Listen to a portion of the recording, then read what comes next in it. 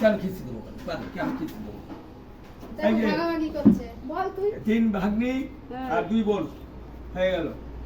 আচ্ছা, এটা হচ্ছে আমার ছোট জামাই মেজো জামাইয়ের এই জিলাপি বলে একজন আছেন, তাকে সব একই 15 টাকা করে। একটু মাংসটা না এটা হচ্ছে আমার মেয়ের বাড়ি 15 টাকা হয়ে গেল। বিরিয়ানি মটন বিরিয়ানি আর এই দেখো এটা হচ্ছে তোমরাও চলে এসো সামনে বাড়ি 10 টাকা করে। সবাই পূজাদের, টাকা না ছোটদের, দিলে শানুদের, অন্তরাদের, অন্তরাদের সাথে শানুদের আর কি হচ্ছে রান্না করিস তো গ্যাসে তো আগুন আর জ্বলে হচ্ছে না সামলে। এদিকে রান্না। আর এই দুটো হচ্ছে এমনি আমাদের, শীত তো পাবে আর ওই দুটো আছে আমার। ও স্বজনদের বাড়ি একটা 15 টাকা আর একটু সবজি হয়ে গেল সব।